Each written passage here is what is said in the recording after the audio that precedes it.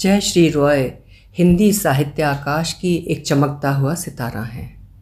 उनकी लेखन शैली अलहदा है, अपना कहने का तरीका अलग है और सबसे ख़ास बात ये कि पाठक और श्रोता उनके लेखन के दीवाने हैं। आज सुनिए उनकी लिखी हुई कहानी खारा पानी, मेरी ज़ुबानी। मैं हूँ सीमा सिंह। सागर के धूसर नील पानी में सांझ का सूरज डूब गया, साथ में दया का दिल भी। हे देवा, आज क्या मुंह लेकर घर जाऊंगा? रूप आस लगा कर बैठी होगी। हथेली में अपना पूरा मन बांधे उसने आकाश को देखा।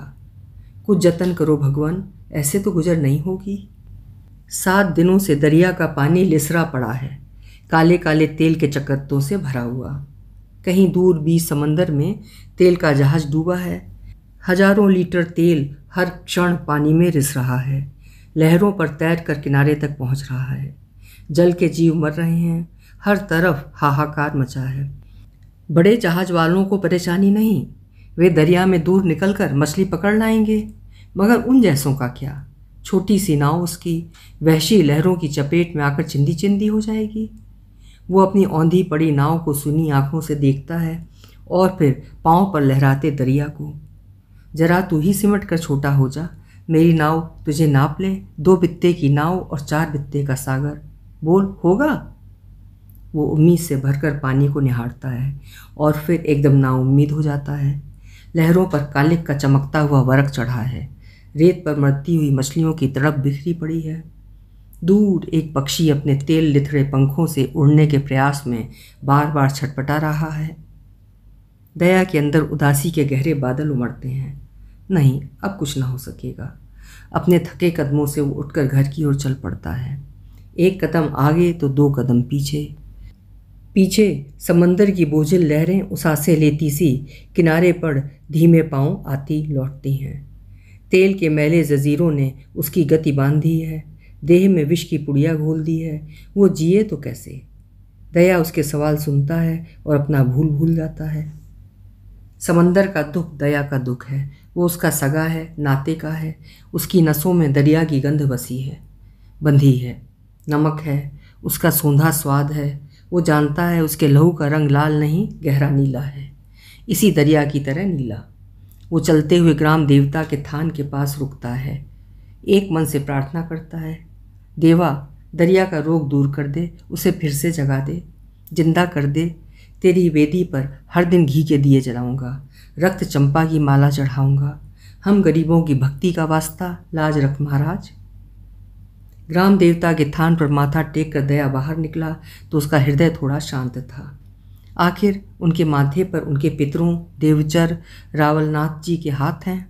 एकदम तो बह जाने नहीं देंगे, कुछ ना कुछ तो होगा, आज नहीं तो कल। जब वो बोझिल कदमों से घर पहुंचा तो रूप को अपने लिए इंतज़ार करते हुए पाया। वो आंगन में तुलसी चौरे के पास दिया बाले बैठी थी, सज धज के साथ। शायद कहीं जाना था उसे। बहुत सुंदर लग रही थी, पूनम के चांद की तरह। माथे पर आधे चांद की बिंदी, लाल नौवारी साड़ी, सोने का मंगलसूत्र, हरे कांच की चूड़ियाँ। दया उसे निष्पलक देखता रह गया। गर्भवती होकर उसका लावण्य दिन दिन बढ़ रहा है।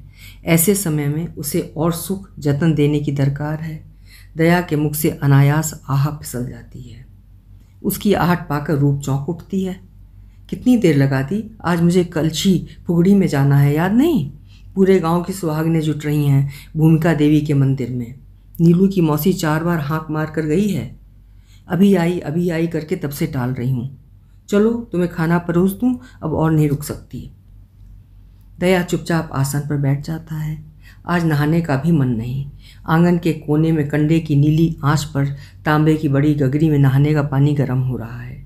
कांसे की बड़ी किनारी टूटी थाल पर नाशनी की काली मोटी अनघड़ रोटियां और सूखी नारियल की चटनी। दया चुपचाप खाता है। आज कोई हील हुज्जत या मांग नहीं। अच्छे बच्चे की तरह गस्सा तोड़ रहा है, कौर निगल रहा है। उसे देख देख कर रूप का हृदय टूट रहा है। हाय री मजबूरी। जो दया कभी मछली के बिना खाना मुंह से नहीं लगाता था, आज कैसा चुपचाप रोटी चटनी खा रहा है। दया जानता है रूप की आंखें उसी पर लगी हैं, इसलिए एक बार भी नजरें नहीं उठाता। सर झुकाकर अपने सूखे निवालों से जूझता रहता है। वो रूप के घर से निकल जाने के बाद ही उठकर हाथ धोता है और फिर गोबर लीपे आंगन में चंपा के फूलते पेड़ के पास चटाई बिछाकर लेट जाता है। रात रानी और चंपा की मीठी गंध से हवा बोझिल है। आकाश के झक नीले सीने पर पूनम का पूरा चांद फटा पड़ रहा है। लगता है गांव के मंदिर में औरतों की फुगड़ी शुरू हो गई है। उनके संवेद स्वर में गाने की आवाज़ सुनाई पड़ रही है। आज ये औरतें भूमिका देवी तथा वन देवी की स्तुति में सारी रात नाचेंगी गाएंगी। अपनी चिंता के गहरे भंवर में डूबता उतराता न जाने कब दया को नींद आ गई थी। भोर रात को रूप फुगड़ी से लौटी, उसके बगल में लेटी तो उसकी नींद उचट गई। उस समय पूरब में सुपारी के जंगल के ऊपर आकाश का रंग गहरा काशनी हो रहा था। ठंडी बहती भोर की हवा में कहीं आसपास रात भर झड़ते हरसिंगार की बासी उनींदी गंध थी। दूर दरिया के गर्जन में जल पक्षियों का उदास शोर घुला हुआ था। जया का मन अनचन कर उठा। समंदर रो रहा है, धरती और आकाश भी। सबको उसकी ज़रूरत है जैसे। वो बिस्तर से उठकर दरिया की ओर चल देता है। रास्ते में माधव और अंकुश भी मिलते हैं। सबकी आंखों में जगार है, सबके चेहरे पर चिंता। भविष्य जब अधर पर लटक रहा हो, वर्तमान में कौन संतुष्ट रहेगा? सबका भगवान ये दरिया है और अब ये दरिया ही बीमार पड़ गया है। नील देह पर कालिक पुती है, लहर लहर हलकान हुआ जा रहा है।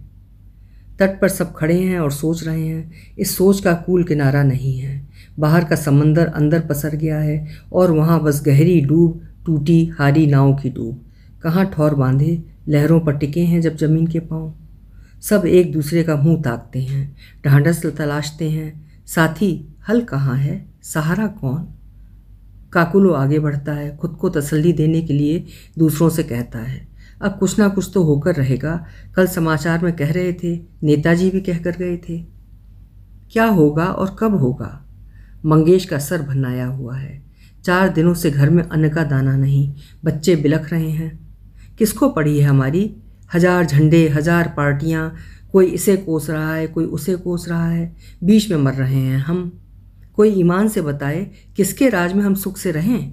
अगर किसी का भला हुआ तो बस इन्हीं नेताओं का। गरीब की चिता की आग पर रोटियां सेकने वाले गिद्ध। मंगेश की आंखों में खून था। आंसू सारे कब के उस बह चुके थे। तान ने उसे बढ़कर संभाला, वरना न जाने वो किसकी जान ले लेता। रामा अपना सर पकड़े अब तक चुप बैठा था। मंगेश की बातें सुनकर उसके खून में भी आग लग गई। कांपते हुए उठा और गुर्राया, अरे हमने कब इनसे सुख सुविधाएं मांगी थीं? कुदरत ने हमें जो दिया था हम उसी में संतुष्ट थे।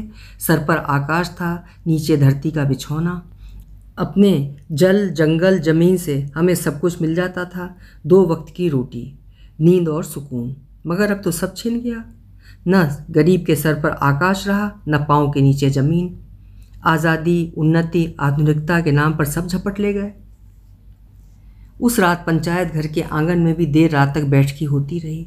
अभाव, असुविधा और भूख ने सभी को बेहाल कर रखा था, उत्तेजित भी। एक आर पार की लड़ाई के लिए सबकी मुट्ठियां रह रहकर बंध रही थीं। जबड़े कस रहे थे, हवा में चिंगारी के कण तैर रहे थे। बस एक आगाज की दरकार थी। रघु के तेवर सबसे उग्र थे। जवान खून था पूरे उबाल पर। कोई कहेगा, दद्दा ये हमारा वही गोवा है। कभी यहाँ हरियाली, समंदर और चारों तरफ खुशहाली थी, और अब सिर्फ मरती हुई मछलियाँ और कंगाल होता दरिया। टूटी हुई नाव की तरह है हाल हमारा। ना पानी में उतर सकते हैं, ना किनारे पर टिक सकते हैं। हमारा तो दोनों कूल गया। रोज़ नए नए कानून बनाकर ये हमसे हमारी ज़मीन और दरिया हथियाने में लगे हैं। ऐसे तो हम जल्दी ही बेदखल हो जाएंगे। धीरे धीरे अपनी बात कहते हुए नरेंद्र की आवाज़ में गुस्से से ज़्यादा चिंता थी। अगले ही महीने उसकी छोटी बहन की शादी होनी तय हुई थी। तो क्या हो जाएंगे पूत, समझो हो गए। कल ही कलंगुट के मछुआरों को अपना गांव खाली करके जाने की सरकारी नोटिस मिली है। कहते हैं समंदर के इतने पास नहीं रह सकते। अब कहो, समंदरी हमारा सदियों का पड़ोसी, मछली को भी पानी से खतरा होता है। गोकुल की बात सुनकर सबके चेहरे का रंग उतर गया। दरिया तो उनके नसों में बहता है। वे दरिया से दूर जाकर कैसे जिएंगे? कांच के बक्से में कभी दरिया बंधता है कि मछली ही जीती है। कभी 5 सितारा होटल के नाम से जगह घेरी जा रही है, तो कभी कॉलोनियाँ ज़मीन निकल रही हैं। अब स्थानीय लोग कहाँ जाएं? जहाँ पाँव रखो लोग आंखें तरेरते आ जाते हैं। कुदरत का तोहफा ये कैसे इस तरह से बेचकर खा सकते हैं? अंधेर है। अनपढ़ लोगों के दिमाग में सवाल तो उठते हैं मगर जवाब नहीं सूझते। देर रात गए ऐसे ही अनुत्तरित प्रश्नों का गट्ठर अपने सर पर उठाए। जब दया अपने घर पहुंचा, चांद दरिया में उतरकर पूरा घुल चुका था। गोरे होते आकाश के नीचे समंदर की लहरों में उसका केवल हल्का सा रेशा बचा था, अबरक की चमकीली बूंदों की तरह झिलमिल झिलमिल। दया आकर बगल में लेटा तो रूप ने अपनी आंखें बंद की। अब तक उसी के इंतज़ार में जाग रही थी। जब तक दया घर नहीं लौटाता उसे चैन नहीं मिलता। आजकल दिन ही ऐसे पड़े हैं, चारों तरफ अशांति और झमेला। रूप को चिंता होती है, दया भावुक है, जोश में कुछ कर कराना बैठे। उसे अपने पहले बच्चे के जन्म के लिए माँ के घर जाना था, मगर यहाँ की हालत को देखते हुए वो अब तक बात टालती आ रही थी। वो अकेली पड़ी सोचती और सोचती है, न जाने ये दिन कब बदलेंगे, कब पहले जैसा जीवन होगा, निश्चिंत और खुशियों से भरा। उसे वे दिन याद आते हैं जब उन दो जनों का छोटा सा परिवार हर तरह से खुशहाल था। दया रात रात भर नाव लेकर मछली पकड़ने के लिए दरिया में रहता था। बारिश के बाद नारियल पूर्णिमा में समंदर की पूजा कर मछेरे अपनी अपनी नाव लेकर पानी में उतर जाते थे। ये मछली का मौसम होता है, खूब मछलियाँ मिलती हैं, घर में पैसा आता था। 2 साल पहले बारिश के बाद जब दया ने मछली बेचकर बहुत पैसा कमाया था, उसके लिए 2 तोले का बाजूबंद खरीद लाया था। सुबह दरिया से लौटकर दया नींद पूरी करने के लिए सो जाता था। उसे रात भर जागना जो पड़ता था। तब रूप मछली की टोकरी लेकर बाजार में जा बैठती थी। दोपहर को घर लौटकर दया को जगाती थी, फिर दोनों खाना खाते थे साथ बैठ के। धीरे धीरे आकाश में फैलती रोशनी में सोते हुए दया की चेहरे के देखते हुए रूप को बीते हुए कल की न जाने ऐसी कितनी ही बातें याद आती चली गई थीं।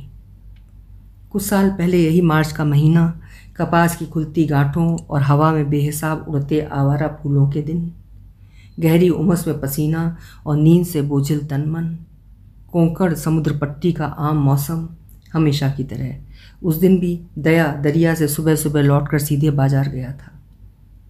तीसरे पहर धूप से जलकर एकदम तांबा बनकर जब वो घर लौटा, सूरज नारियल के माथे से उतरकर खाड़ी की तरफ फिसला जा रहा था। रूप रसोई में उसके लिए हर दिन की तरह चूल्हे की आग संभाले बैठी बैठी ऊँघ रही थी। दया ने आंगन के 6 बच्चे के पास हाथ पैर धोते हुए उसके लिए हाँक लगाई तो वो आंखों पर पानी छपक कर बाहर निकल आई। बड़ी देर कर दी आज? हाँ, खाना परोस। दया के पेट में आग पड़ी थी, ज़्यादा बोलने का मन नहीं था। पति के हाव भाव देखकर रूप ने बात आगे नहीं बढ़ाई, चुपचाप खाना परोस लाई। लाल मोटे चावल के स्तूप पर नारियल की झींगा करी, खूब सारी हरी मिर्ची और कोकम डली हुई, साथ में गिलास भर सोल कड़ी। कोकम के गुलाबी पानी पर नारियल का दूध तैर आया था। गिलास को गोल गोल घुमाकर पेय को घोलते हुए दया ने एक ही घूंट में आधा गिलास खाली कर दिया था। खट्टा तीखा पानी खाली पेट में आग की लकीर की तरह उतर गया था। डकार के साथ लहसुन की गंध को महसूसते हुए उसने रूप को अकारण घूरा था। माथे से चूकर पसीने की बूंदें उसके कान के पीछे उतर रही थीं। आज तूने सूखी मछली नहीं भूनी, मैंने कहा था ना। हाँ बाबा, वो भूल सकती हूँ। रूप ने सूखी मछली का संबल आगे बढ़ाया था। एल्यूमिनियम की कटोरी भरकर जितना चाहे मन भरकर खा लो, कल मंगलवार है, मछली नहीं पकेगी। यानी वही तेरी दाल और अचार? दया ने मुंह बनाया था। हाँ और क्या। रूप के होंठों पर हंसी काँप रही थी। तो फिर कच्चे केले की भाजी बना देना, सो दे दूंगी, खूब सारी हरी मिर्च और कसा हुआ नारियल डालकर। हाँ बाबा। सरसों के साथ करी पत्ते का छौंक लगाना ना भूलना। नहीं भूलूंगी बस। चम्मच से नारियल की सूखी चटनी उसकी थाल में डालते हुए अब रूप ने आंखें तरेरी थी। दया मुस्कुराकर खाने लगा था। रुक, रात को मजा चखाता हूँ, बहुत मस्ती चढ़ी है तुझे। चल अब मटकी से उर्राक अर्थात काजू की शराब डालकर ला, ठंडा हुआ होगा। भट्टी से तो चढ़ा कर ही आए हो, और कितनी पियोगे? हल्के गुस्से में रूप के होंठ सूज गए थे। ऐसे में बहुत प्यारी दिखती है। दया ने उसे आंख भर देखा था। चल मेरी सानी, थोड़ी और पिला दे। देख तो कितनी गर्मी पड़ रही है, समंदर भी सूखता जा रहा है, मैं तो फिर इंसान ठहरा। ज़्यादा बातें मत बना, समंदर तेरी तरह बेवड़ा नहीं है।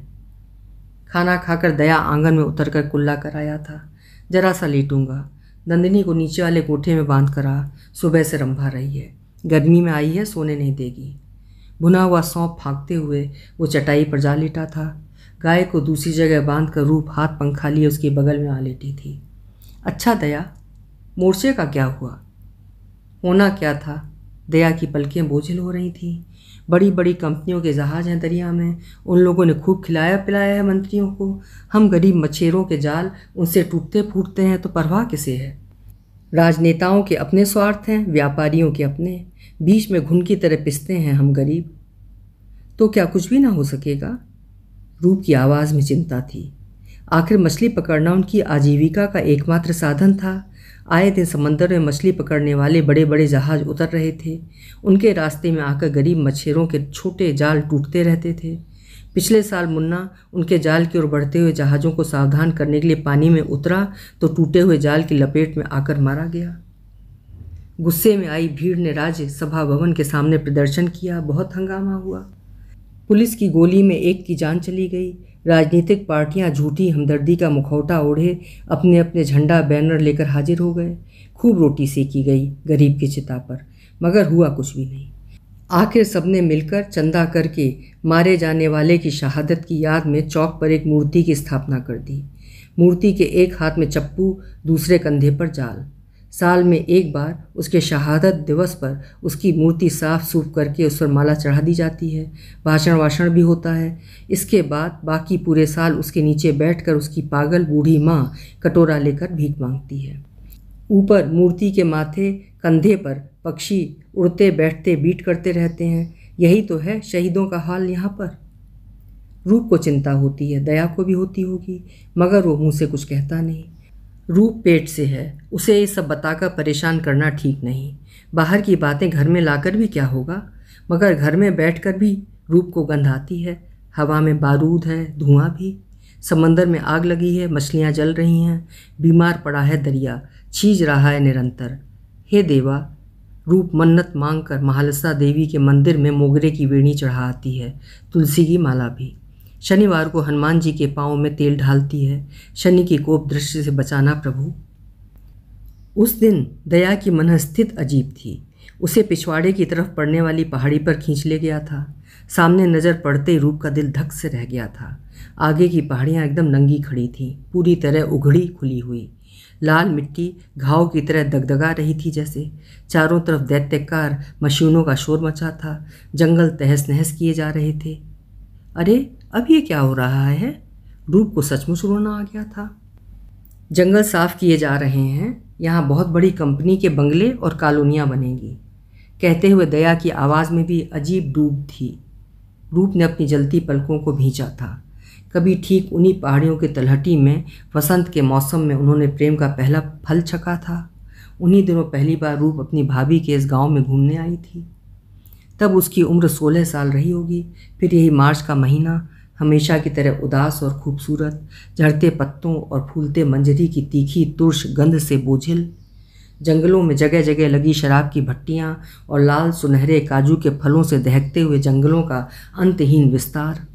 निविड़ वन के सीने में पलाश सेमल की आग अलग से। अबीर से रंगा खालिस जादू का मौसम। देह और मन में वासना का सुर्ख पराग, नीली आँच। समंदर में भी आदिम चहना का गहर उन्माद। दया बाजार से मछली बेचकर लौट रहा था। आज सीपियों के अच्छे दाम मिले थे। भर दोपहरी में सुपारी के गहरे हरे जंगल में रूप को हाथ में चंपा का फूल लिए खड़ी देखा तो देखता ही रह गया। जैसे समंदर धूप और हवा में गुथ कर बनी थी वो, सुंदर मुलायम और चमकीली, बहती हुई लहर की तरह। घर में ले जाने के लिए लाई हुई मछली की टोकरी उसने उतार कर ज़मीन पर रख दी थी। आई घर पर उसकी राह तक रही होगी, उसे ख्याल नहीं रहा। तेज धूप के एक छोटे से दायरे में सूरजमुखी की तरह दपदपाती हुई रूप के लावण्य में डूबा न जाने वो कब तक खड़ा रह गया था, बिना कुछ कहे। साथ में रूप भी। वसंत और प्रेम का टोना दोनों पर एक साथ चला था। दया का सांवला चमकता चेहरा और जवान मछलियों से भरा कठोर पत्थर जैसा शरीर रूप के कच्चे मन में एकदम से उतर गया था। दया ने बढ़कर उसकी कलाई पकड़ी तो वो एक दो बार कसमसा कर शिथिल पड़ गई। दया सदा मछेरा था, समझ गया मछली आर पार बिंध गई है। उसने अपना सुनहरा जाल समेटा, उसे खींचकर काजू की महकती झाड़ियों में ले गया।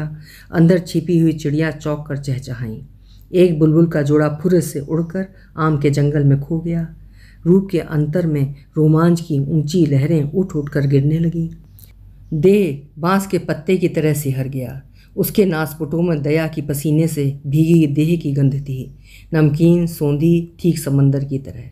दया ने उसके कान की लबें चूमते हुए कहा, तू मुझे भा गई है। रूप ने अपने होंठ काट लिए, कुछ कह न सकी। दिल बेतरह धड़क जो रहा था। क्या कहती है, मेरा घर बसाएगी? दया ने कुछ और हिम्मत की। नहीं। रूप ने उसके उद्दंड हाथ रोके। क्यों? दया को गुस्सा आ गया। मैं नहीं जचता? वो बात नहीं। रूप की आंखों होंठों पर रुलाई के गहरे आसार। तो फिर? दया के हाथ फिर बेसब्र। ये देख। रूप ने अपनी कलाइयाँ चमकाई। मेरी सगाई हो गई है दामोजी के साथ। शहर के आढ़त में काम करता है। उसकी कोहनी तक चढ़ी हुई हरे कांच की चूड़ियाँ एकदम खनखना उठी। दया को लगा वे उस पर हंस रही है। 2 क्षण उन्हें घूर कर उसने जोर से उन्हें आपस में टकरा दी थी। सारी चूड़ियाँ एक साथ टूटकर छनछनाते हुए बिखर गई थीं। रूप की कलाई में खून ही खून। अरे देवा, ये क्या किया? रूप की रुलाई फूट पड़ी। वहनी क्या कहेगी? और भाऊजी? दया ने उसके आंसू पूछे थे। उन सब से मैं निपट लूँगा, बस तेरी हाँ चाहिए। अब भी पूछता है पागल? रूप की बड़ी बड़ी आंखों में अब सुहाग की सुर्ख झिलमिल थी। सच्ची? दया उससे एकदम से लिपट गया। रूप के कुंवारे होंठों पर प्यार का पहला चुंबन। दोनों एक साथ लरच गए। पास ही समंदर पछाड़े खा रहा था। ये ज्वार का समय था, दरिया में भी और देह में भी। दया ने रूप के ब्लाउज का बटन टटोला तो रूप ने उसका हाथ झटक कर परे कर दिया। नहीं, अभी नहीं। काहे? दया एकदम अबाध्य। पाप लगता है, आज ही कहती हैं पहले लगन हो जाने दो। अच्छा तो फिर चल, वो भी कर लेते हैं। दया उसे खींचकर सातेरी देवी के मंदिर ले गया था। रूप अरे रे करती रह गई थी। ढलती दोपहरी के इस समय मंदिर एकदम निर्जन पड़ा था। पुजारी पूजा के बाद कपाड़ भेड़ कर जा चुका था। फूल बेचने वाली औरतें भी अपनी अपनी डलियां संभाल कर तब तक जा चुकी थीं। गर्भगृह में फैले अगरबत्ती के सुगंधित धुएं और असीम शांति को महसूस करते हुए रूप ने अपनी आंखें मूंदी थीं। ये सब क्या हो रहा है? देवी की काली मूर्ति दिए की सुनहरी पात के आलोक में झिलमिला रही थी, जैसे मुस्कुरा रही हो। दया ने वहां पहुंचते ही देवी के पांव से चुटकी भर सिंदूर उठाकर उसकी मांग भर दी थी। वो एकदम सन्न रह गई थी। अब 2 तुलसी की मालाएं उठाकर एक उसे थमाते हुए दूसरी उसने उसके गले में डाल दी थी। रूप को चुपचाप खड़ी देखकर उसने उसके हाथ पकड़कर अपने गले में जबरन माला डलवा ली थी। चल, हो गया लगन। रूप हिलक हिलक कर रो पड़ी थी। बाबा हमको जान से मार देंगे दया। अब तू मेरी घरवाली है, कोई हाथ लगा कर तो देखे। एक बार फिर उसे घसीटते हुए दया सुपारी के जंगल में ले गया था। वहाँ एक कोने में नारियल के सूखे पत्तों का ढेर लगा था। अंदर एक छोटी सी कोठरी थी, जमीन पर पुआल बिछा था। ये कुटिया मैंने बनाई है। यहाँ लेटकर मैं रोज़ सपने देखता था कि एक दिन तू मेरी जीवन संगनी यहाँ आएगी। ठीक इसी तरह उसने उसे बड़े जतन से पुआल पर लिटा दिया था। अब पाप नहीं लगता ना? रूप ने अपनी पलकें भींचकर ना में सर इधर उधर हिलाया था। मुंह से कुछ नहीं कहा था। दया ने उसके सीने में चेहरा धंसाकर एक गहरी सांस ली थी। तेरी देह से मछली की गंध आती है। मैं तुझे मत्स्यगंधा पुकारूंगा, ठीक है? और मैं तुझे सागर पुकारूंगी। तेरे शरीर से समंदर की सौंध, नमकीन महक जो आती है। दया की उंगलियों के गर्म पोरों में रूप का शरीर किसी रुपहली मछली की तरह कांप कर फिसल गया। बाहर ज्वार चढ़ा समंदर दूर तक उठाया था। उसके गर्जन में आदिम चाहना का उन्माद स्पष्ट होकर अब सुनाई पड़ने लगा था।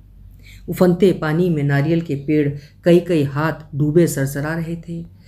चारों तरफ लहरों की हरहराहट और समुद्री पक्षियों की चीख छाई हुई थी, गहरी निस्तब्धता में डूबी हुई चीख। उस दिन दोपहर का सूरज कब लाल होकर अरब सागर के सीने में उतर गया, दोनों को पता ही नहीं चला था। एक पागल दरिया ज्वार के पूरे उन्माद के साथ अपनी मछली की रुपहली देह में उतरकर हमेशा के लिए खो गया था, और वो छोटी सी मछली अपने सीने में दरिया का अछोर विस्तार समेटकर उसी में डूब कर तर गई थी। 7 फेरे में 7 जन्मों का फेर था, मगर जब जाल ही मछली की मुक्ति हो जाए और मछली जाल का चिर बंधन, तब किसी बात का गिला कहाँ रह जाता है। उस सांझ जब वे वहाँ से बाहर निकले थे, पूर्णिमा का सुडौल चांद पूरब के गहरे रंगे हुए आकाश पर सोने के थाल की तरह जगमगा रहा था। पहाड़ की तलहटी में बसे उनके गांव में सिग्मोत्सव की तैयारियां उस दिन जोर शोर से चल रही थीं।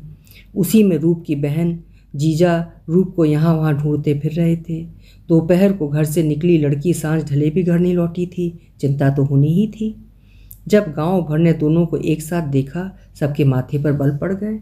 रूप की मांग में सिंदूर दपदपा रहा था, दया के गले में माला। बहन का चेहरा जहाँ ये सब देखकर उतर गया, जीजा की त्योरियाँ चढ़ गईं। बहन ने रूप को संभाला, बहनों ने दया का गिरेबान पकड़ लिया। चारों तरफ सनसनी फैल गई। पूरा गांव दो हिस्से में बट गया। फिर तो लाठियां चली, सर फूटे, खून की धार बह गई। काफ़ी हंगामे के बाद आखिर पंचायत बैठी। पंचायत का फैसला रूप और दया के हक में ही हुआ। फिर तो सब फिर से एक हो गए। खूब जश्न मनाया गया। रात भर नाचना गाना खाना पीना, फेनी की नदी बह गई। सुबह लोग नींद से जागे तो रात के खुमार में कहीं रंज का निशान नहीं था। रूप इस गांव की बहू थी तो दया उस गांव का दामाद। दरिया में गहरे हलचल के बाद अब अछोड़ शांति पसर गई थी। इसके बाद का जीवन सपने जैसा था दोनों के लिए। समंदर के किनारे बसे इस छोटे से गांव में दोनों ने अपना छोटा सुंदर नीड़ बांधा था। दया के अपने परिवार में कोई था नहीं। एक चाचा और उसका परिवार पड़ोस में था। दोनों के दिन सुख चैन से बीत रहे थे। दरिया में मछली थी, आकाश में चांद और मन में खूब सारा प्यार। और क्या चाहना था उसको? कुछ भी तो नहीं। गर्मी के मौसम में जंगलों में जगह जगह शराब की भट्टियाँ बैठती। रूप अपने पेड़ों से काजू के फल चुनकर लाती, फिर उन्हें पैरों से कुचलकर उनका रस निकाला जाता। काजू के रस का मीठा नीरा शरबत। मिट्टी के बर्तनों में दिनों तक रस सड़ाया जाता। हवा इन दिनों काजू की शराब की गंध से बोझिल रहती। सांस लेकर ही जैसे नशा सा हो जाता था। दया सुबह सुबह नारियल के पेड़ से रस उतार लाता था, हल्का मीठा झागदार, पीकर खुमार चढ़ जाता था। फिर न जाने क्या हुआ, धीरे धीरे हवा बदल गई, मौसम का मिजाज और तेवर बदल गया। गोवा की हरियाली में कालिक घुलने लगी। समंदर में बड़े बड़े जहाज़ उतरे। ज़मीन पर होटल, इमारतें और कॉलोनियाँ खड़ी हुईं। बाजार अनजाने चेहरों से भर गए। पहले पहले तब्दीलियाँ बहुत सामान्य थीं, मगर जल्दी ही स्पष्ट हो उठीं। हर तरफ इसका असर दिखने लगा और लोग चौंक कर बेचैन होने लगे। ज़मीन घटने लगी, समंदर रीतने लगा और अंत में पानी से ही नहीं, खाने की थालियों से भी मछली गायब होने लगी। सबका माथा ठनका, ये क्या हो रहा है? इसके बाद बाजार से लोग उठकर घर तक आने लगे। दरवाजे खटखटाने लगे। किसी को ज़मीन चाहिए तो किसी को पानी। मेहमानों को घर में जगह तो दी जाती है, मगर घर नहीं। अब तो प्रश्न अस्तित्व का था, अस्मिता का था। अपनी विरासत किसी को कैसे सौंप दें? चेहरा खोकर मुखौटे की ज़िंदगी कैसे जिएं? दया अक्सर रूप से कहता, पैसे के लालच में सब अपनी ज़मीन बेच रहे हैं। जब कुछ ना बचेगा तब लोग रहेंगे कहाँ और खाएंगे क्या? ये पैसा? सरकार को भी अपनी वोट की राजनीति चलानी है। वोट के लिए सबको यहाँ वहाँ बसा रहे हैं, उन्हें लाइसेंस दिलवा रहे हैं, वोटर लिस्ट में नाम डलवा रहे हैं। रूप को पहले पहले ये बातें समझ में नहीं आती थी, हंसकर उड़ा देती थी। एक बार कोई बड़ा व्यापारी उनकी ज़मीन खरीदने के लिए आया। यहाँ पर होटल बनवाना चाहता था। मुँह मांगी रकम देने को तैयार था, मगर दया ने साफ मना कर दिया। रूप को गुस्सा आया। एक टुकड़ा ज़मीन बेच देने से क्या हो जाता है? इतना पैसा मिलने वाला था। उसकी बात पर दया ने कहा था, हम दरिया की मछलियाँ कांच के बक्सों में बंद होकर नहीं जी सकते रूप। सब कुछ तो लगभग चला गया। अब अपने पास इस चांद, समंदर और हवा का सौदा नहीं कर पाऊंगा। रूप उसका मुंह तकती रह गई थी। पता नहीं आजकल दया को क्या होता जा रहा है। अक्सर परेशान रहता है, गुस्से में भी, और बड़बड़ाता रहता है। उस दिन उसे खींचकर दरिया के पास ले गया था। ऊपर से सांझ की धूप में दरिया का नीला पानी सुनहरा दिख रहा था, जैसे सोना पिघलकर लहरा रहा हो। उसी की तरफ देखते हुए दया ने खोई सी आवाज़ में कहा था, जैसे अपने आप से ही बात कर रहा हो, याद है रूप, हम कभी इसी समंदर की मछली और वन के पक्षी हुआ करते थे। धरती के फल फूल भी एकदम निश्चिंत और मस्त लहरों पर तैरते हुए, हवा में उड़ते हुए, रंग रंग में मुस्कुराते हुए। तब ये सोच की काली लकीरें कहाँ हुआ करती थी हमारे माथे पर। हम तो चरवाहों की बांसुरी में ढलकर गूंजते रहते थे, वन वनांतर। रूप स्वर्ग का एक टुकड़ा थी ये ज़मीन। समंदर और आकाश के बीच सुनहरी मछलियों की कौंध पर फेनी की मदिर गंध से सराबोर।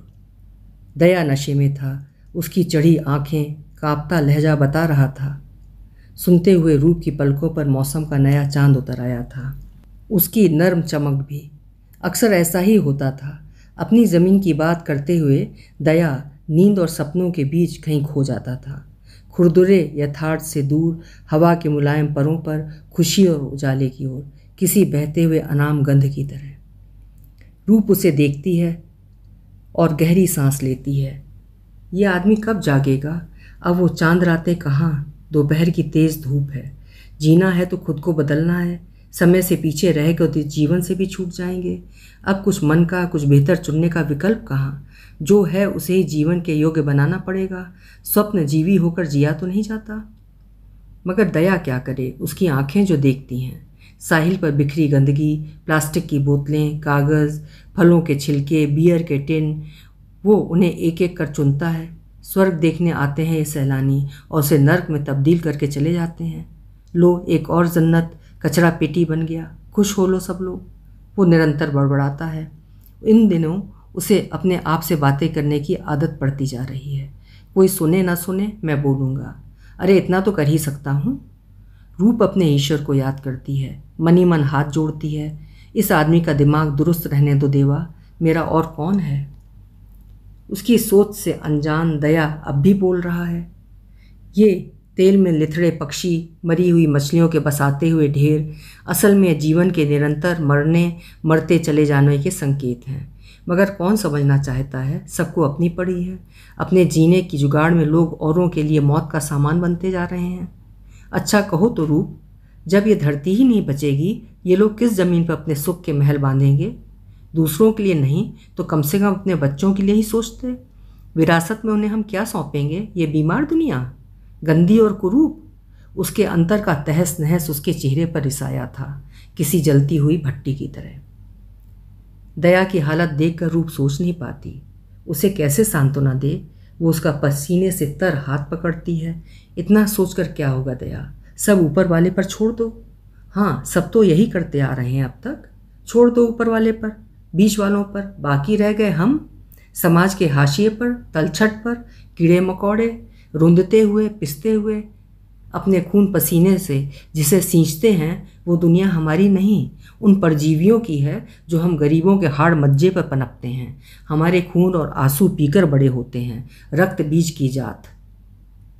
रूप को इतनी बड़ी बड़ी बातें समझ में नहीं आती। वो हरी भरी पहाड़ियों पर घाव सी दगदगाती हुई जमीन की उघड़ी हुई लाल भूरी देह देखती है। मशीनों के उकाब से पंजे और दांत देखती है। उसे डर लगता है आकाश में लाल धूल का बवंडर उठता है, घर दालान पड़ जाता है, आंगन की तुलसी मुरझा जाती है। वो साफ करते करते परेशान। खादानों की सुरंगें चारों तरफ ऑक्टोपस की तरह फैली हैं। हर तरफ धमाके हो रहे हैं निरंतर। धीरे धीरे धरती की कोख खोखली हो रही है और उनका सीना भर रहा है, फेफड़ा सूज रहा है, धूल से, मिट्टी से और धुएं से। दैत्य की तरह गरजते हुए मशीनों से उसका जी घबराता है। पेट का बच्चा उत्तेजित होता है, कांपता है, लरचता है। वो खुद को संभाले या उसे शांत करे। दया अलग परेशान। समंदर में मछली नहीं। बड़े बड़े जहाज अपने जाल डालकर सारी मछलियां छान कर ले जाते हैं। अमीर देश गहरे समंदर से ही उन्हें खरीद भी लेते हैं। स्थानीय बाजार में बचा कुचा माल ही पहुँचता है। ऊपर से सैलानियों की भीड़, होटलों की कतार, सब कुछ वहीं खप जाता है। यहाँ के लोग क्या खाएंगे? चावल और मछली तो उनका मुख्य भोजन है। पर्यटन ने यहाँ के बाजार में आग लगा दी है। महंगाई अपने चरम पर, किसी चीज़ में हाथ नहीं दिया जाता। बड़े व्यापारी कोल्ड स्टोरेज में अपनी मछली जमा करके सही समय पर ऊंची दाम में बेचते हैं। मगर दया जैसे छोटे मछेरे कहाँ जाएं? उन्हें तो कोई सुविधा उपलब्ध नहीं। माल के नष्ट होने के डर से औने पौने दाम में सब बेच आना पड़ता है। विदेशी रुपयों से संपन्नता आती है, मगर किस कीमत पर? किसके लिए? जाहिर है उनके लिए तो नहीं। खोखली ज़मीन पर खड़ा है ये हवा महल, एक दिन गिरेगा, ना जाने किस किस पर। रूप उसे समझाती है और खुद छिपकर रोती है। देवा, कैसी दुनिया में आएगा हमारा बच्चा? क्या साफ हवा, पानी और दरिया सिर्फ उनके किस्से कहानियों में ही रह जाएंगे? दोनों सांझ ढले समंदर की छत पर खड़े होकर चांद को तकते हैं। चांद की सुनहरी देह पर स्याह धब्बे हैं। तारे एक एक कर संवला रहे हैं। दया को अपने वचन याद आते हैं जो उसने कभी रूप को दिए थे, प्रेम के किसी गहरे आवेग भरे क्षण में। मैं तुझे तेरे मन का घर दूंगा, धन धान्य से पूर्ण, ताज़ी मछली और नीला समंदर, एक पूरे चांद के साथ। अपने सुख का नीड़ बांधना मेरे प्यार से, बच्चों की किलकारियों से, रसोई की गंध और तुलसी के पौधे से, आंगन में रंगोली और दरवाजे पर बंधनवार, जमीन पर स्वर्ग रचना। एक बार उसी ने तो कहा था, ना जाने किस उत्साह और अभिमान में, रूप मैं तेरे लिए ताजमहल बांधूंगा।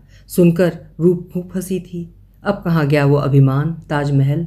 दया अपने खंडहर होते जीवन को देखता है, उसकी सांसें लंबी होती जाती हैं। तो क्या अब कल का इतिहास उसके मुमताज के बेबस आंसुओं से ही लिखा जाएगा? उदास सांझ की धुंध में दोनों की परछाइयाँ सूखे पत्तों की तरह कांपती रहती हैं। उधर समंदर के सीने पर रोशनी से सजे जहाज़ों की कतार गुजरती है, हवा में फिल्मी गीत के टुकड़े उछालते हुए। बम्बई से आया मेरा दोस्त, दोस्त को सलाम करो। सैलानी गोवा देख रहे हैं। जहाज़ के सतरंगी कांच की खिड़कियों से ना जाने कौन सा गोवा, किसका गोवा, हमारा वाला तो बिल्कुल नहीं। दया कुड़ता है, हमारी आधी संस्कृति तो पुर्तगाली नष्ट कर गए और अब बची हुई आधी ये सैलानी ख़त्म कर देंगे। वो फिर रूप से पूछता है, क्यों रूप, टीवी में जो दिखता है, कैलेंडर में जो छपता है, वो हमारा गोवा है क्या? पूरब का रोम? चल हट, हम दूसरों से ज़्यादा हिंदुस्तानी हैं। नाच, अंग्रेजी बोली, रहन सहन, गिने चुनों का ऊपरी दिखावा होगा। गोवा की आत्मा नहीं। ओढ़ा हुआ अपना थोड़े ही ना होता है, अपनाया हुआ होता है। रूप को दया की बातें अब कुछ कुछ समझ में आने लगी हैं और सही भी लगती हैं। उसने औरों की तरह गोवा को रंगीन चश्मे से कहाँ देखा है, महसूस किया है, जिया है अपनी रूह से। वो भी इसी ज़मीन की बेटी है, यहाँ की धूप, हवा और बेपनाह ऊर्जा से पली पुसी। वो जब कभी पीछे मुड़कर देखती है तो एक बीता हुआ सुंदर कल नज़र आता है, रंगीन त्योहारों, उत्सवों और मेलों से भरा पूरा। बचपन में देखा हुआ लहराई देवी का मेला याद आता है, सुलगते हुए अंगारों पर निर्भय होकर चलते हुए भक्त। फिर होली के बाद सिग्मों का उत्सव, हजारों लोगों की रंगीन जुलूस। औरतें उनके स्वागत में घर की चौखट पर दिया जलाकर रखती थीं। लोग घर घर जाकर नाचते गाते, बदले में उन्हें हर घर से 5 नारियल और चावल मिलता। फिर गणेश पूजा का उत्सव, लगातार 11 दिनों तक। क्या धूम मचती थी। गोवा के लोग जहाँ भी होते हैं, इस अवसर पर अपने पूर्वजों के घर में ज़रूर आते हैं। पूरा कुटुंब एक साथ मिलकर गणपति बप्पा की पूजा करते हैं। खाना पीना, मौज मस्ती, शाम को घुमाट, खंजनी बजाकर आरती। प्रतिमा विसर्जन के दिन गणपति बप्पा मोरया की गगन भेदी गूंज। कितने सारे वाद्य यंत्र, ढोल ताशा, मांदड़ नगाड़ा, ढालो जागोर, मेल गोफ, झोमाड़ो आदि पारंपरिक नृत्य। उधर ईसाइयों में क्रिसमस की धूम, पड़ोसियों के घर में मिठाइयों की भर आती डलिया। शादी के बाद हर नई दुल्हन की तरह अपने ससुराल में बैठकर वो भी अपने मायके की याद में ओखली में मसाला कूटते हुए गाती थी, महजे दोंगरी वो चित्त माजे मायरी। गाते हुए आंखें पानी में डूबकर दरिया हो जाया करती थीं। उसे पता नहीं चलता था, दरिया होकर बह जाती थी। उसे तब भी पता नहीं चलता था, मायके का अनुराग होता ही ऐसा है। दिन दिन रूप भारी होती जा रही है। अब उससे सहज चला फिरा नहीं जाता। काम करते करते हुए भी हाँफ जाया करती है। उसका 9वां महीना चल रहा है। बच्चा अब जल्द आएगा, कुछ ही दिनों की बात है। रूप उंगलियों पर गिनती है। उधर मौसम का ताप बढ़ रहा है, हवा में बारूद की गंध है, लहू में चिंगारी है। पूरी बस्ती कुनबा परेशान है। उनकी ज़मीन, उनका पानी, उनके आकाश पर राहु की छाया पड़ गई है। नए कानून, नए नियम नित नए ढंग से उन्हें परेशान कर रहे हैं, उन पर हावी हो रहे हैं। दया सबको संगठित करने की कोशिश में लगा हुआ है।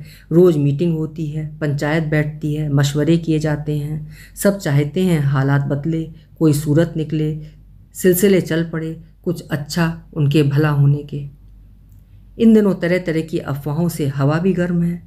कोई कहता है मोरजी के समुद्र तट के बाद उनके गांव की बारी है। किसी भी दिन नोटिस आ जाएगा और उन्हें अपना गांव खाली करना पड़ेगा। सुनने में ये भी आया है कि वास्तव में यहाँ एक और 5 सितारा होटल आने वाला है, इसीलिए बहाने से गांव खाली करवाया जा रहा है। दया जबड़े भींच कर सुनता है। कल कहेंगे मछलियाँ समंदर छोड़कर चली जाएं। बात तो ऐसी ही हुई ना। अपने गांव और अपने दरिया को छोड़कर वो क्यों जाएं? पहले पहल रूप ने उससे पूछा था, तुम इस गांव में कब से हो? उसने हंसकर जवाब दिया था, जब से ये समंदर यहाँ पर है। रूप खूब हंसी थी उसकी बात सुनकर। मगर सच तो यही है ना, जब से वो जन्मा है इसी आकाश और इसी पानी को देखता आया है। उसकी नसों में इसी दरिया का नमक है, इसी का पानी और स्वाद। जीवन बनकर अविरल बह रहा है, ठाठे मार रहा है। ये समंदर उनकी शिरा उपशिराओं के संजाल में, यही उनका जीवन, जीवन का आधार और जीवन रेखा है। ये कट गया तो वे क्यों कर जिएंगे? नहीं, वे किसी भी हाल में अपनी ज़मीन, अपनी दरिया नहीं छोड़ेंगे। दया दूसरे मच्छरों के साथ रोज़ धरने पर बैठता है, जुलूस निकालता है, नारे लगाता है, मगर सब बेकार। कल उन्हें सरकारी नोटिस मिल गई है। जल्द से जल्द उन्हें ये गांव खाली करके जाना पड़ेगा। सरकार ने हजारों रिपोर्टों का हवाला देकर समझाने की कोशिश की है कि उनका यहाँ रहना खतरे से खाली नहीं है। पर्यावरण को भी नुकसान पहुँच रहा है। सारे विशेषज्ञों की भी यही राय है कि इस गांव को यहाँ से जल्द हटा दिया जाए। सभी सन्न, अवाक, एक दूसरे का मुंह देख रहे हैं। बड़ी बड़ी बातें करने वाले एनजीओज भी न जाने कहाँ क्यों अचानक चुप मार कर बैठ गए हैं। उनकी भारी दलीलें, भाषण कहाँ गए? सबने जैसे एक साथ उनके सरोकारों से हाथ धो लिए हैं। दया और उसके गांव वाले हर दरवाजे पर दस्तक देकर, हर चौखट पर माथा टेक कर आखिर निराश हो गए हैं। अब क्या? सबकी आंखों में यही मूक प्रश्न है। दया की हालत अजीब है। उसे लग रहा है वो पागल हो जाएगा। दिमाग सोच सोच कर अंगार बन रहा है। लग रहा है अंदर कोई ज्वालामुखी धुआं रहा है, अब कभी भी फट पड़ेगा। शाम को नंदा मौसी कह गई हैं, आज कल में बच्चा आ जाएगा। अभी वो ठीक से खुशी भी नहीं मना पाया था कि रघु खबर दे गया था। कल गांव खाली करवाने की सरकारी प्रक्रिया शुरू हो जाएगी। 1 महीने की सरकारी नोटिस पर गांव वालों ने अब तक कोई ध्यान नहीं दिया था। रूप अंदर की कोठरी में हल्के हल्के कराह रही है। चचेरे भाई की पत्नी उसके पास बैठी है। एक और औरत भी है देखभाल के लिए। दया के अंदर अजीब सी सनसनाहट भरी हुई है। उसे लग रहा है उसके सोचने समझने की सारी शक्ति खो गई है। वो पागल हो जाएगा। देर तक आंगन में चहलकदमी करने के बाद अचानक वो मुड़ा था और अंधकार को चीरते हुए दरिया की ओर चल पड़ा था। आज शाम से ही आसमान पर काले काले बादल छाने शुरू हो गए थे। हवा में भी ठंडक थी। पड़ोस के दक्षिणी राज्य में मानसून पहुंच चुका था। शायद अब यहाँ भी पहुंचने वाला है। दरिया के किनारे खड़े होकर दया उफनते हुए पानी को देखता है। चारों तरफ अंधियारा छाया है। पानी का रंग गहरा स्याह। दूर बादलों के कोने से मौसम का एक टुकड़ा, नया चांद दिख रहा है। उसकी हल्की धुंधली रोशनी में सब कुछ रहस्यमय प्रतीत हो रहा है। दया चुपचाप सब कुछ देख रहा है। कल ये सब छिन जाएगा। उसकी कनपटी में कुछ लगातार धड़क रहा है, एक तेज खिंचाव, जैसे अंदर सब कुछ तड़क कर टूट पड़ना चाहता है। दृष्टि में धुंध और धुआं, कुछ सूझ नहीं रहा है। ये दरिया, ये ज़मीन, उनके पुरखे, कुल देवता, ग्राम देवता, क्या सबको छोड़कर जाना पड़ेगा? या ये सब भी उनके साथ बेघर हो जाएंगे? और उनका बच्चा, वो कहाँ पैदा होगा? अपना घर बार खोकर एक शरणार्थी बनकर इस दुनिया में आएगा? दया ने चिपको आंदोलन के विषय में लोगों से सुना था। अपने जंगल को कटने से बचाने के लिए औरत मर्द पेड़ों से चिपक जाते हैं, उनके साथ कट मरने को तैयार हो जाते हैं। दया के अंदर ये बातें गूंज कर पैदा होती हैं, चक्कर काटती हैं। चिपको आंदोलन। सामने दूर समंदर में उनके जाल पड़े हैं। स्याह समंदर के सीने में बड़े बड़े मछली पकड़ने वाले जहाज़ों के धब्बे उभर रहे हैं। वो उनके जालों की तरफ ही बढ़ रहे हैं। थोड़ी देर में वे उनके जालों को तोड़कर गुजर जाएंगे। कई बार ऐसा हो चुका है। दया की नसों में फिर से आग भरने लगती है। नहीं, अब वो ऐसा नहीं होने देगा। वो भी अपनी ज़मीन, अपने समंदर और जाल से चिपक जाएगा। उनके साथ जिएगा या उनके साथ मर ही जाएगा। इसके बाद दया ने एक क्षण के लिए अपने गांव की ओर मुड़कर देखा था और फिर आंखों में कुछ चट्टान सा अडोल लिए बुदबुदाते हुए हरहराते गरजते गहरे काले समंदर में उतर गया था। मेरा इंतज़ार करना रूप, मैं हमारे और अपने बच्चे के हिस्से का चांद, समंदर और हवा लेने जा रहा हूँ। अगर लौटूंगा तो उन्हीं के साथ लौटूंगा। उसके आगे के शब्द पानी के ऊंचे उठते रेले में खो गए थे। चारों तरफ एक हाहाकार सा मचा था। पानी में गहरा उन्माद था। उसी समय तेज हवा के साथ जोर से बिजली कड़की थी और बड़ी बड़ी बूंदों के साथ बारिश शुरू हो गई थी। मौसम की पहली बारिश। दूर गांव के पास टीले पर हाथ में लालटेन लिए नंदा मौसी दया को ढूंढते हुए बार बार आवाज़ दे रही थी। लगभग उसी समय रूप को प्रसव पीड़ा शुरू हो गई थी। बच्चे के आने का समय हो गया था। दूसरी सुबह पूरा गांव सरकारी मुलाजिमों, पुलिस कर्मचारियों और लोगों से भरा हुआ था। चारों तरफ अफरा तफरी मची थी। गांव खाली करवाने की सरकारी कवायद शुरू हो गई थी। दूसरी तरफ इस शोरगुल से बहुत दूर किसी निर्जन सागर सीमांत पर एक मछेरे की रक्त रंजित निष्प्राण देह फटे हुए जाल में लिपटी पड़ी लहरों में ऊब चूब हो रही थी। एक टूटी नाव के टुकड़े उसके आसपास बिखरे पड़े थे। शायद कल रात फिर कोई विशाल जहाज मछेरे के बिछे जाल के साथ उस मछेरे को बीच से चीर कर गुजर गया था। एक मछेरा अपने दरिया के साथ जी नहीं पा रहा था, इसलिए उसके साथ चिपक कर मर गया था, हमेशा उसके साथ रहने के लिए, उसका अभिन्न अटूट हिस्सा बनकर। उसकी पथराई हुई आंखों में सारा दरिया, ज़मीन और आकाश स्तब्ध होकर पड़ा था, जैसे वे भी अपने मछेरे के साथ मर गए हों। उगते हुए सूरज की किरणों में समंदर का पानी गहरा लाल होकर चमक रहा था, खून की तरह। हवा में टूटे पंखों की सी बेकल छटपटाहट भरी हुई थी। दूर कहीं समुद्री पक्षी लगातार चीखते फिर रहे थे। ना जाने किसी का क्या खो गया था, शायद सारी दुनिया ही। और इसी गहरी निस्तब्धता के बीच अचानक गांव में पुलिस की सायरन फिर से बज उठी थी और उसकी तेज़ आवाज़ में एक नवजात शिशु का पहला रुदन खो गया था। दया के बेटे ने जन्म ले लिया था, अपनी ज़मीन पर बेगाना बनकर, रोते हुए रोते रहने के लिए। ये एक अंत की लंबी शुरुआत थी। उधर हर बात से बेखबर रूप खुशी से झिलमिलाती हुई दया को ढूंढ रही थी, उसे अपने प्यार की पहली निशानी दिखाने के लिए। अभी आप सुन रहे थे जय श्री रॉय जी की लिखी हुई कहानी खारा पानी। प्रकृति और पर्यावरण के साथ हम जो विकास का खेल खेल रहे हैं, उसके दुष्परिणाम भोगने के लिए हमारी अगली पीढ़ी तैयार खड़ी है। इस कहानी ने आपके दिल को भी झकझोरा होगा, आंदोलित जरूर किया होगा। उम्मीद है कहानी आपको, आपके मर्म को जरूर छू गई होगी। कल फिर मिलेंगे। आपका समय शुभ हो।